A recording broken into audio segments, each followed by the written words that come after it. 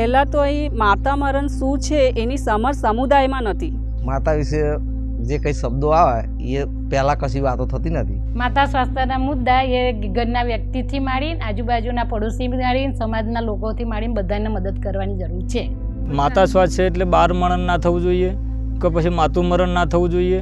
માતા સ્વાસ્થ્ય એટલે કે અહીંયાના વિસ્તારમાં જે એનેમિયા છે તો એ બહેનોને પૂરતો આરામ ને પૂરતી પોષણ મળવું જોઈએ. माता स्वास्थ्य એટલે બેનની તંદુરસ્તી કે બેનની જે એનું સ્વસ્થ સારું રહે. मातृ स्वास्थ्य सिर्फ वो परिवार या महिला का मुद्दा नहीं है पर पूरे समाज का मुद्दा है.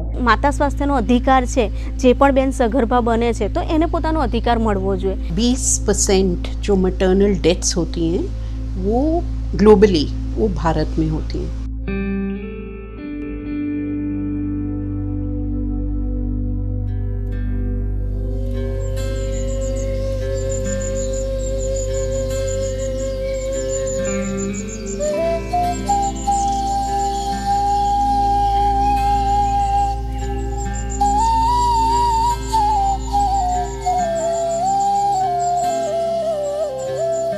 मटर्नल हेल्थ एक ऐसा मुद्दा है जिसमें इंडिया भारत काफ़ी ही पिछड़ा हुआ है. 20% जो मटर्नल डेथ्स होती हैं वो ग्लोबली वो भारत में होती हैं which is very very shocking. जहाँ पे मटर्नल मोर्टेलिटी रेशियो बहुत हाई है इसका मतलब कि वहाँ पर महिलाओं का जो स्टेटस है उस पर ध्यान नहीं दिया जा रहा है.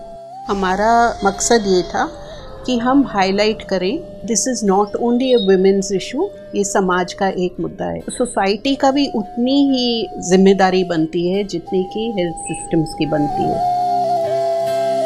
अर्ली मैरिजेस कर देते हैं, लड़कियां बहुत अनीमिक होती हैं, चाइल्ड बेयरिंग के लिए तैयार भी नहीं होती हैं. And one of the leading causes of maternal deaths is haemorrhage.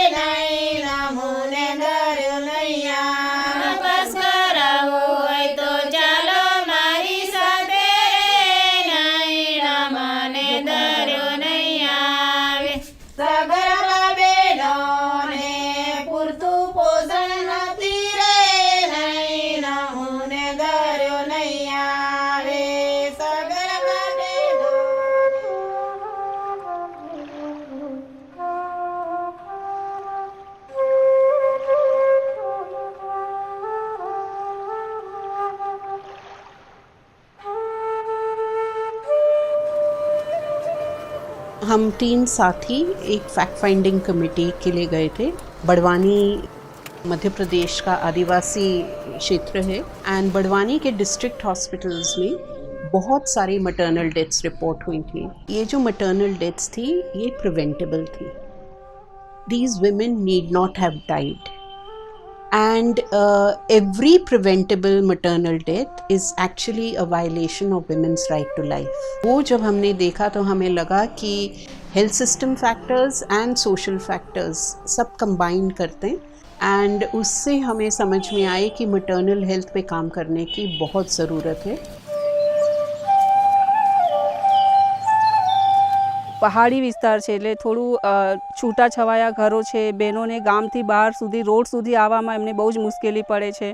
અમુક ગામો તો એવા છે કે જ્યાં 108 પણ પહોંચી શકતી નથી, તો ત્યાંથી સગર્ભા બહેનોને પીએચસી સુધી પહોંચવામાં ઘણી બધી જ મુશ્કેલી પડે છે. એવું બી થાય છે તો ક્યારેક સુવાવડ રસ્તામાં બી થઈ જાય, ટેકરા ઉતરતા ઉતરતા પણ એમને રસ્તામાં સુવાવડ થઈ જાય છે.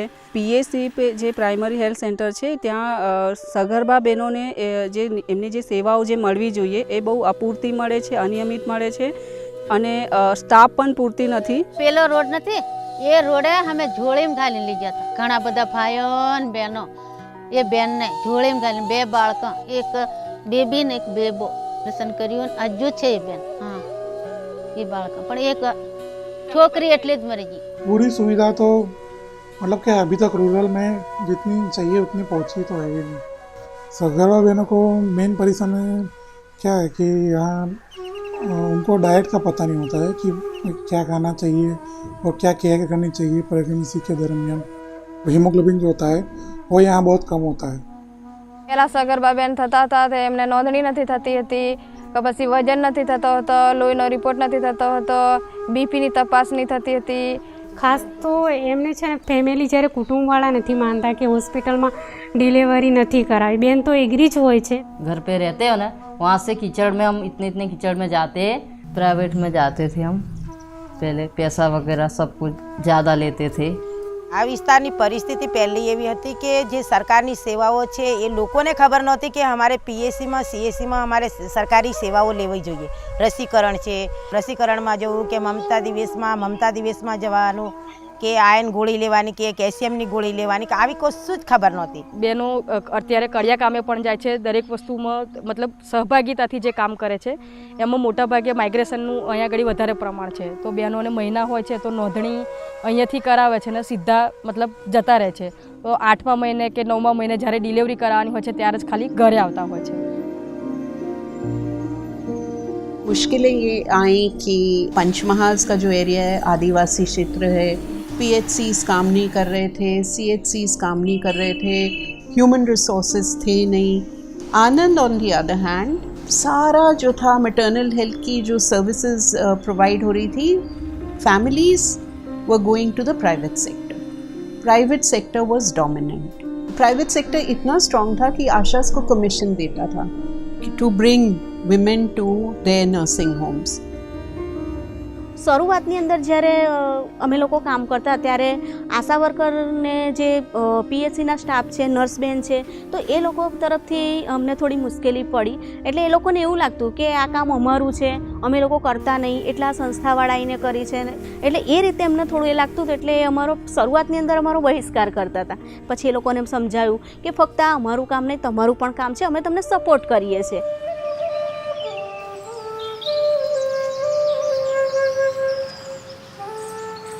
સૌથી પહેલાં પરિવારમાંથી સગર્ભા બહેનોને આંગણવાડી સુધી મમતા દિવસ સુધી લઈ જવામાં અમને બહુ જ મુશ્કેલી પડી છે। કારણ કે એવી બધી માન્યતાઓ પણ છે કે સગર્ભા અમે જૂના ગયડા લોકો જે કહે છે કે અમારી સુવાળ તો બહુ આરામથી થઈ ગઈ, તમને રસી મુકાવવાની શું જરૂર છે।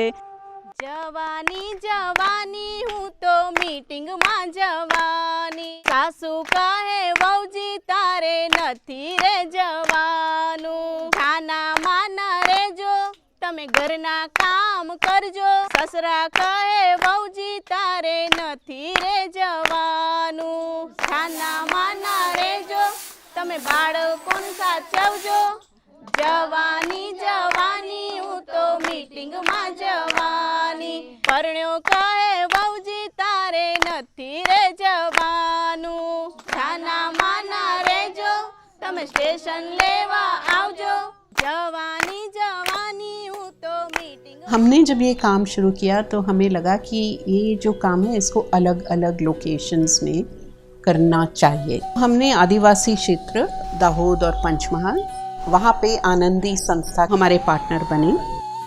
અહીંયાનો જે રિવાજ છે કે પોતે એક તો રીંગણ ના ખાઈ શકે, દહીં ના ખાઈ શકે, કેળા ના ખાઈ શકે, મગફળી ના ખાઈ શકે, તો આ પ્રકારના જે એમની એક માન્યતા છે કે જેનાથી બાળક ગર્ભના ચોંટી જાય તો અને ડિલિવરી વહેલી ના થાય। फिर आनंद में हमने क्यों सिलेक्ट किया area, because Anand is a developed district, Anand is the birth place of Amul dairy, but Anand में भी इनइक्विटीज़ बहुत हैं। શરૂઆતમાં જ્યારે પ્રોજેક્ટ શરૂ કર્યો ત્યારે એ સમયની અંદર જે સગર્ભા બહેનો હોય તો એ લોકો સાથે અમે કામ કરતા હતા, પછી જે સ્વસહાય જૂથના બહેનો હોય એ લોકો સાથે કામ કરતા હતા। પણ પછી અમને લાગ્યું કે આ જે મુદ્દો છે એ ફક્ત બહેનોનો કે એવો નથી, પણ સમાજનો મુદ્દો છે, પંચાયતનો મુદ્દો છે, અને જે પીએચસી સીએચસી છે તો એ લોકોનો મુદ્દો છે। તો એ લોકોને સાંકળવા માટે અમે લોકોએ પંચાયત સાથે મિટિંગ કરી અને જે પીએચસી છે, સીએચસી છે, તો ત્યાંનો જે સ્ટાફ નર્સ છે, આશા છે, આંગણવાડી કાર્યકર છે, તો એ લોકો સાથે મિટિંગ કરી અને અમે એમને સમજાવ્યું કે આ જે મુદ્દો છે એ ખાલી બહેનોનો નથી પણ આપણા દરેકનો મુદ્દો છે। પહેલાં તો અહીં માતા મરણ શું છે એની સમજ સમુદાયમાં નથી। તો એક સમુદાયમાં એની એક અવેરનેસ સૌથી પહેલાં કરવામાં આવી, નાટકના માધ્યમથી, ટૂલના માધ્યમથી, નાની નાની મિટિંગોમાં આની ચર્ચા શરૂ કરવામાં આવી માતા મરણને લઈને. અને જ્યાં માતા મરણ જે થઈ છે એની એક વાર્તા દ્વારા લોકોને એ સમજાવવામાં આવ્યું કે આ કેટલી ગંભીર પરિસ્થિતિ છે. કોર્ટ એનું થતું નહોતું, નોંધણી નથી થતી માતા મરણની. તો સમુદાયમાં જ્યારે આની અવેરનેસ વધી તો ગામમાંથી જ એક માહિતી અમને મળવા લાગી કે ફલાણી ગામમાં માતા મરણ થાય છે, એક મેસેજ દ્વારા, ફોન દ્વારા. તો અમે એ જ message medical officer, CDHO, nurse બેન, આશા વર્કર બધાને એ માતા મરણનું મેસેજ મોકલવા લાગ્યા. અને એનાથી એમને ઉપરના લેવલે ખબર પડી કે અહીંયા આગળ માતા મરણ થાય છે. તો એ આરોગ્ય વિભાગમાં અંદરો અંદર હલચલ પણ એ વખતે મચી ગઈ કે આટલા બધા માતા મરણ આ વિસ્તારમાં થાય છે જે પહેલાં રિપોર્ટ બી નહોતા થતા. તો એ હવે રિપોર્ટ થાય છે. મમતા કાર્ડ, મમતા તોરણ એક ટૂલ અમે ડેવલપ કર્યું જેમાં સગર્ભા બહેનોને કઈ કઈ સેવાઓ એમને જ્યારે પ્રાઇમરી હેલ્થ સેન્ટરમાં જાય છે ત્યારે કઈ કઈ સેવાઓ મળી રહે અને લેવું જોઈએ એનું એક ટૂલ દ્વારા એમનું અવેરનેસ કરવામાં આવ્યું. જે વોલ પેઇન્ટિંગ કર્યું તો એ પણ એમને બધી વાત કરી. પછી અમે બોર્ડ ગેમ કરેલું છે. બોર્ડ ગેમ એવા પ્રકારની હતી કે જે VDCના સભ્યો છે કે સ્વસહાય જૂથના બહેનો છે, નર્સબેન છે, તો એ લોકો સાથે પણ આ બોર્ડ ગેમ રમી શકાય. અને એ બોર્ડ ગેમ તરફથી એ લોકોને એટલું માહિતી મળતી હતી કે ભાઈ બેન પ્રેગ્નન્ટ થાય છે તો શરૂઆતથી લઈને 42 દિવસ સુધીની શું સેવાઓ છે. સાથે સાથે એક માર્ગદર્શન પત્રિકા પણ હતી. તો એ માર્ગદર્શન પત્રિકાની અંદર પણ ઘરના જે લોકો છે તો એ લોકો જોઈ અને ખબર પડે એમને કે ભાઈ મારા ઘરે પ્રેગ્નન્ટ બેન છે તો એમને મારે શું ધ્યાન રાખવાનું, શું કાળજી રાખવાની છે. તો એના માટે અમે જે પણ બેન પ્રેગ્નન્ટ હોય એમના ઘરે જતા હતા અને એ લોકોને માર્ગદર્શન પત્રિકા આપતા હતા. એ એમના ઘરની અંદર કેલેન્ડરની જેમ લગાવતા હતા. અને બેન પિયર જાય તો પિયરમાં પણ લઈ જાય અને પછી એમની ડિલિવરી થઈ જાય તો એ પિયરની અંદર કોઈ બેન પ્રેગ્નન્ટ હોય તો એમને પણ આપતા હતા. એવી રીતે એનો વ્યાપ પણ વધ્યો હતો. जो वाली माड़ी टूल है वो फिलअप करते थे, जो भी महिलाएं गर्भवती थी उनका, फिर उनका रिपोर्ट कार्ड बनाते थे. तो जो भी सर्विस वीक थी वो रेड में आता था. तो पहले जो रिपोर्ट कार्ड थे पूरा रेड दिखता था. फिर बाद में धीरे धीरे वो पूरा ग्रीन में आ गया कि सर्विस अच्छी होने लगी. तो ये सब sharing taluka health officer, medical officer और CDHO तक ये हम शेयर करते थे. तो उनको भी फिर अच्छा लगने लगा कि पहला रेड में थे, अब काफ़ी सारे ग्रीन में आ गए. तो अभी काफ़ी सारी सर्विस में इम्प्रूव हो गया है. आशाज जो थी they were the closest to the ground. तो बहुत रेजिस्टेंस थी शुरुआत में. मटर्नल डेथ क्या होती है बहुत लोग समझते ही नहीं. आशाज भी नहीं समझती थी कि particular women dying was actually a maternal death. जब संगठन की लीडर्स को ट्रेनिंग दी, then they started identifying maternal deaths and they started reporting maternal deaths, and सीधा they would report to the district health officer. फिर CDHO would ask them questions कि maternal death हुई, आपने तो report किया नहीं है. So they started feeling really angry. अब जो situation है काफ़ी बदली है. हम लोगों ने कुछ अपनी strategies बदली हैं. We've become more inclusive. The NGO staff started including them in their training, gatherings and all of that, and वहाँ से फिर वो जो सारी resistance थी वो कम हुई. પહેલાં ગ્રામ સભામાં કે પંચાયતમાં કોઈ માતા સ્વાસ્થ્ય વિશે કોઈ પણ જાતની વાતચીત થતી નથી. અને ભાનુબેન આવ્યા પછી આ માતા સ્વાસ્થ્ય દિવસ રાખવામાં આવ્યો અને ડૉક્ટરો કાયમ આવે છે. પહેલાં બેને તકલીફ પડતી હતી, અમારે અહીંથી 2 કિલોમીટર ચાલીને ગામમાં જવું પડતું. પછી અમારા ભાનુબેનને પેલા ગીતાબેન દ્વારા અહીં નવું મમતા દિવસ ખોલવામાં આવ્યો. તે હવે રેગ્યુલર પેલી આશાબેનો પણ કામ કરે છે અને દરેક જગ્યાએ સારું કામ થાય છે. માતા વિશે જે કંઈ શબ્દો આવે એ પહેલાં કશી વાતો થતી નથી. બીમારી બધી ઓછી થઈ ગઈ, વત્તા બાળકો જન્મ એમને કોઈ ડિફિકલ્ટી નથી આવતી. પછી બીજું કે માતાને પણ કશું થતું નથી. આનંદી સંસ્થા આવ્યા પછી અમારા વિસ્તારની બહેનોને તાલીમ આપી. સરકારની સેવાઓ છે એ પોતાનો હક એ બહેનો લેતી થાય એના માટે જાગૃત કર્યા. અમને તાલીમો આપીને તૈયાર કર્યા. जो रेगुलरिटी की जो बात कर रहे हैं कि वो विजिट्स में रेगुलर आते नहीं है और हम कहते हैं तो भी वो समझ नहीं पाते हैं. तो आनंदी संस्था के वर्कर के द्वारा उनसे वो उनको समझा सकते हैं और तो पेशेंट को ऐसा लगता है कि भाई ये हमारे तरफ से है. પહેલાં અમારે મમતા દિવસ નહોતા થતા. હવે અમારે મમતા દિવસ પણ ભરાય છે, કોરા કાર્ડ પણ નહીં રહેતા, સારી રીતે રસીકરણ પણ થાય છે. અમારી બહેનોને વજન થાય છે અમારી બહેનોને બધી સેવાઓ હવે મળી રહેશે. હવે અમારી બહેનો સરકારી દવાખાનામાં જાય છે. અમે બધી બહેનો હવે જાગૃત થયા છે તો અમે પ્રાઇવેટમાં નથી જતા. એવા સગર્ભા બેન છૂટી જતા હતા. અત્યારે હાલમાં કે સુધાર આવ્યો કે પીએસસી પર સીએસસી પર પણ લઈ જાય અને પૂરેપૂરી તપાસ કરાય અને જાતે પણ બેન જઈ શકે. સરકારી દવાખાને અત્યારે ગોળી, રસીકરણ, સોનોગ્રાફી બધું અત્યારે બરાબર કરે છે. હાલમાં હવે વધારે થોડું દવાખાનામાં સુવાવડ વધી છે. હાલ આપણે કહીએ તો ડબ્બા પીએસસીમાં અત્યારે ડિલિવરી રૂમ શરૂ થઈ ગયું છે. ત્યાં સ્ટાફ નર્સ મુકાઈ ગઈ છે. તો એ પીએસસી પર હવે દાઈ બહેનો 108ની સુવિધા થઈ ગઈ છે. તો દાઈ બહેનો 108માં પીએસસી સુધી લઈ જાય છે અને ત્યાં પોતે ત્યાં ઊભી રહીને ડૉક્ટર સાથે રહીને ત્યાં ડિલિવરી કરાવે છે.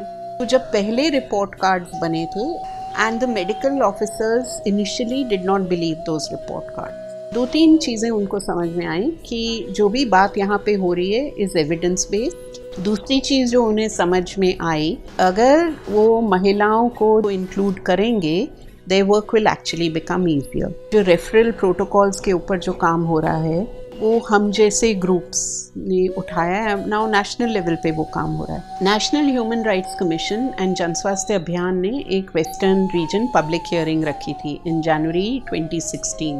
महाराष्ट्र के health officers accepted 2 things from the Gujarat presentation, which was कि हम मटर्नल डेथ रिव्यूज़ की जो रिपोर्ट है उसको पब्लिक करेंगे. सेकेंड, हम रेफरल ऑडिट्स करेंगे. जो हम लोग लेकर के चले थे कि maternal health should become a सामाजिक मुद्दा, आई थिंक वो कुछ होने को जा रहा है. अलग अलग एवेन्यूज़ या जो प्रवाह हैं उनमें अपनी बात रख के we are trying to change the discourse. वो चेंजिंग डिस्कोर्स से नेशनल लेवल पे काफ़ी बदलाव आ रहे हैं.